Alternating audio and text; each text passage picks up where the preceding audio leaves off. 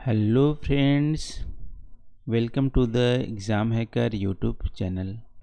दोस्तों, आज की इस वीडियो में हम लोग किस प्रश्न को यहाँ पे अटेम्प्ट करने वाले हैं। आज का प्रश्न है यहाँ पे, discuss the impact of the quantitative revolution on the scientific development of the geography. भूगोल के वैज्ञानिक विकास पर मात्रात्मक क्रांति के प्रभाव की चर्चा कीजिए। ये जो प्रश्न है वो 63rd बीपीएससी मेंस जो 2019 में हुए थे उसमें पूछा गया था।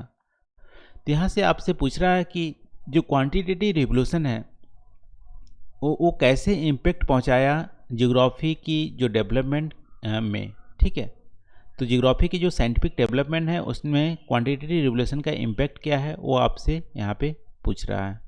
आई होप यहाँ पे क्वेश्चन क्लियर हो गया होगा, लिखना क्या है। तो दोस्तों, यहाँ पे इंट्रोडक्शन पार्ट में सबसे पहले आप बताओगे क्वांटिटेटिव रिवोल्यूशन होते क्या हैं, उसके बाद आप इसके इम्पैक्ट को बॉडी पार्ट में आप यहाँ पे समझाओगे। तो चलो दोस्तों, आज का वीडियो स्टार्ट करते हैं। और क्वांटिटेटिव रिवोल्यूशन होते क्या हैं, तो इसको अलग तरीके से, कितने भी तरीके से आप यहाँ पे डिफाइन कर सकते हो। तो आप सिंपली यहाँ पे बोल सकते हो कि जो हमारी इंट्रोडक्शन और यूसेज ऑफ स्टैटिक्स जो थे, स्टैटिक्स मतलब यहाँ पे मीन का यूज करना, मीडियन का यूज करना, स्टैंडर्ड डेविएशन का यूज करना आदि। ठीक है, और मैथमेटिकल मेथड्स का यूज करना, थ्योरी का यूज करना, इक्वेशन का यूज करना, अलजेब्रा का यूज करना, और law of physics, gravity law, friction law, ये सब का यूज करना जियोग्राफी में, इसी को बोलते हैं क्वांटिटेटिव रिवोल्यूशन। ठीक है, तो क्वांटिटेटिव रिवोल्यूशन क्या है? जियोग्राफी में स्टैटिक्स का यूज करना, स्टैंडर्ड मैथमेटिकल मेथड्स का यूज करना, लॉ ऑफ फिजिक्स का यूज करना जियोग्राफी में, जो कि जनरली 1960 से 1970 में बहुत ही चरम पे था। ठीक है, इन सब चीज़ों का यूसेज को ही बोलते हैं क्वांटिटेटिव रिवोल्यूशन, क्योंकि इन सब चीज़ों की यूसेज से जियोग्राफी का नया एस्पेक्ट उभर के आया और जियोग्राफी में नई चीज़ें लेके आए एक क्वांटिटेटिव रिवोल्यूशन। इस तरह से आप यहाँ पे इंट्रोडक्शन में आप क्वांटिटेटिव रिवोल्यूशन के बारे में थोड़ा सा इंट्रोड्यूस कर सकते हो।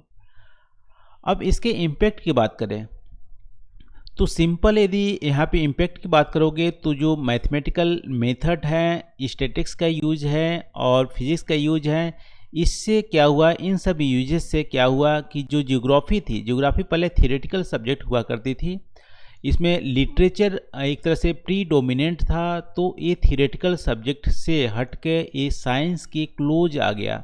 ठीक है, तो जियोग्राफी क्या हुआ, फिलोसफिकल या लिटरेचर वाली पार्ट से होके साइंस के क्लोज आ गया। जब क्वांटिटेटिव रिवोल्यूशन हुए, जियोग्राफी में जो मैथमेटिकल मेथड्स का यूज होने लगा, स्टैटिस्टिक्स का यूज होने लगा, तो पहला हमारा इम्पैक्ट हो गया, ये साइंस की क्लोज ले आया।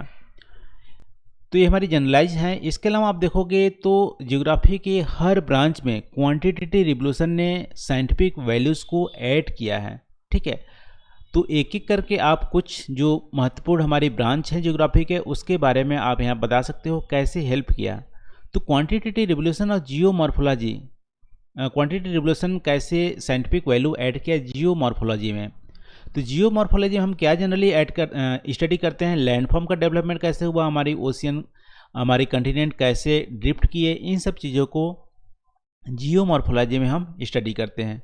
तो क्वांटिटेटिव रिवोल्यूशन कैसे इनमें हेल्प किया, देखो, लैंडफॉर्म को अच्छे से समझने के लिए, उसको एक्सप्रेस करने के लिए क्वांटिटेटिव जो मेथड है उसका यूज किया गया। जैसे स्लोप की बात करें तो स्लोप की डेवलपमेंट, स्लोप की एनालिसिस करने के लिए डिग्री का यूज़ किया गया, रेट कितनी रेट से है, सेंटीमीटर पर सेकेंड, ये सब चीज़ें जो क्वांटिटेटिव टूल हैं उसका यूज किया गया। इसके अलावा जो हमारी जो एनालिसिस हैं, लोकेशनल एनालिसिस हैं, इसमें कहाँ पे डेवलपमेंट हो रहे हैं, कहाँ पे हमारी हैजार्डर्स हैं, ये सब चीज़ों का भी क्वांटिटेटिव रिवोल्यूशन से प्रिसाइज जो इन्फॉर्मेशन है उसको मापा गया, उसको एक्सप्रेस किया गया।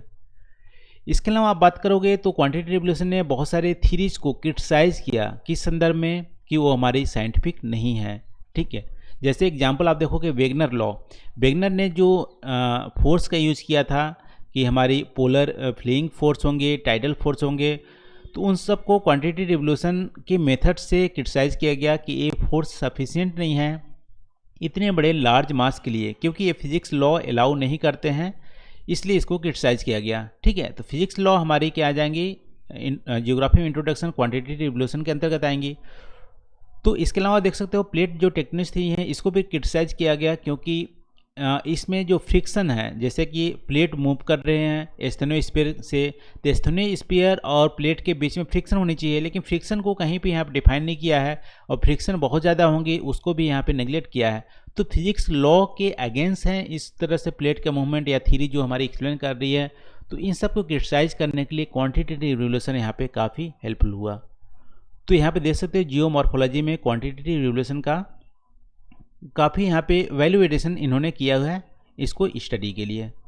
अब बात करते हैं क्लाइमेटोलॉजी। तो क्लाइमेटोलॉजी में भी क्वांटिटेटिव रिवोल्यूशन का बहुत ज़्यादा यूसेज हुआ है। जैसे कि मान लो कहीं पे टेम्परेचर को एक्सप्रेस करना है या प्रेसिपिटेशन बताना है, तो प्रेसिपिटेशन ऐसा नहीं है, मान लो एक एरिया है तो आप बताओगे यहाँ पे 40 सेंटीमीटर होता है, यहाँ पे 45 होता है, यहाँ पे 30 होता है, ऐसा नहीं करते हैं। यहाँ पे क्या करते हैं, स्टैंडर्ड डेविएशन निकालते हैं, मीन निकालते हैं, और इस जियोग्राफिकल एरिया का एक पर्टिकुलर नंबर देते हैं। ठीक है, कि हमारे यहाँ पे रेनफॉल होंगी वो 50 होंगी या 50 से 70 होंगी। तो स्टैंडर्ड डेविएशन, मीन, इस सब का यूज करके प्रेसिपिटेशन, टेम्परेचर, पर्टिकुलर रीजन को डिफाइन किया जाता है, और एग्जैक्ट यहाँ पे एक तरह से सिंप्लीफिकेशन किया जाता है वहाँ की एक्सप्रेशन को। तो ये हमारे क्लाइमेटोलॉजी में और भी यहाँ पे अपने और आप सोच सकते हो क्वांटिटेटिव रिवोल्यूशन से कैसे क्लाइमेटोलॉजी हमारे यहाँ पे साइंटिफिक हुई है। ठीक है, इसके अलावा मैपिंग के यूज़ को भी यहाँ पे हेल्पफुल बनाया। ये सब चीज़ों ने यहाँ पे क्लाइमेटोलॉजी में हेल्प किया क्वांटिटेटिव रिवोल्यूशन। अब बात करते हैं एग्रीकल्चर ज्योग्राफी में। तो एग्रीकल्चर ज्योग्राफी में भी आप देखोगे वीवर का जो क्रॉप कम्बिनेशन मेथड है, इसमें स्टैंडर्ड डेविएशन का यूज़ किया है। स्टैंडर्ड डेविएशन हमारे अगेन क्वांटिटेटिव टूल है। तो यहाँ पे एग्रीकल्चर रीजन को डिफाइन करने के लिए क्रॉप की कम्बिनेशन क्या होगी, ये सब चीज़ों के लिए क्वांटिटेटिव रिवोल्यूशन यहाँ पे थ्योरी को चेंज, थ्योरी यहाँ पे लाया। ठीक है, जो थियोरेटिकल जो हमारे एस्पेक्ट थे उसको ऑब्जेक्टिफिकेशन भी किया। तो इस तरह से एग्रीकल्चर ज्योग्राफी में इन्होंने हेल्प किया क्वांटिटेटिव रिवोल्यूशन ने। अब इकोनॉमिक ज्योग्राफी की बात करते हैं। तो इकोनॉमिक ज्योग्राफी में हम ह्यूमन की जो इकोनॉमिकल जो हमारी स्पेस होती है उसको स्टडी किया जाता है। तो इंडस्ट्रीज की पर्टिकुलर लोकेशन कहाँ होंगी, ऑप्टिमम लोकेशन क्या होंगी, या कहीं पे आपको ट्रैवल करना है तो ऑप्टिमम रूट क्या होंगे, या आपको कोई भी यहाँ पे ह्यूमन सेटलमेंट बनाने हैं, या सेंट्रल प्लेस थ्योरी है, ये सब चीज़ों का जो जनरलाइजेशन हुआ वो हमारी क्वांटिटेटिव रिवोल्यूशन के टूल का यूज करके हुआ।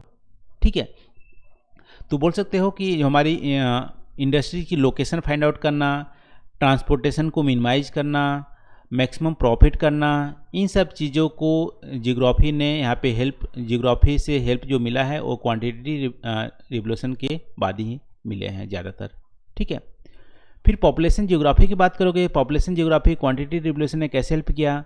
पॉपुलेशन जियोग्राफी में आप देखोगे पॉपुलेशन की ग्रोथ क्या होंगी, ठीक है, उसको नंबर में एक्सप्रेस करना, उसकी ग्रोथ ट्रेंड क्या होंगी, उसको एनालिसिस करने के लिए यहाँ पे क्वांटिटेटिव टूल का यूज़ किया गया, मैथमेटिकल इक्वेशन का भी यूज़ किया गया। जैसे डेमोग्राफी ट्रांजिशन थ्योरी की बात करोगे तो डेमोग्राफी ट्रांजिशन थ्योरी में बर्थ रेट, डेथ रेट की जो इक्वेशन है उसको फॉर्मुलाइज करके ये हमारी क्या होंगी, वहाँ की ग्रोथ क्या हो रही है, ये सब चीज़ों को वहाँ पे एक्सप्लेन किया जाता है। तो यहाँ पे मैथमेटिकल जो इक्वेशन है उसका यूज़ किया जा रहा है। तो बोल सकते हो क्वांटिटेटिव रिवोल्यूशन में पॉपुलेशन जियोग्राफी को भी जनरलाइज या साइंटिफिक वैल्यूज़ यहाँ पे एडिशन में हेल्प मिला हुआ है। तो इस तरह से अदर जो हमारी जियोग्राफी के ब्रांच है वहाँ पे भी क्वांटिटेटिव रिवोल्यूशन ने वैल्यू एडिशन किए हैं और वहाँ पे साइंटिफिक डेवलपमेंट किया है। तेरा दोस्तों आज की वीडियो का डिस्कशन, आई होप यहाँ पे जो क्वेश्चन पूछा है वो हम लोग अच्छे से यहाँ पे डिस्कस किए, और जो भी मैं डिस्कस किया आई होप आपको समझ में आए होंगे। तो आज के लिए बस इतना ही। प्लीज़ आप कमेंट करके ज़रूर बताना वीडियो कैसा लगा, और आप कमेंट करके कोई भी पॉइंट यदि छूट गए हों या इसमें कुछ एडिशन आप करना चाहते हो तो भी आप कमेंट करके शेयर कीजिएगा। तो आज के लिए बस इतना ही दोस्तों, थैंक यू फॉर वॉचिंग। मिलते हैं अगले वीडियो में नए टॉपिक के साथ। Thank you.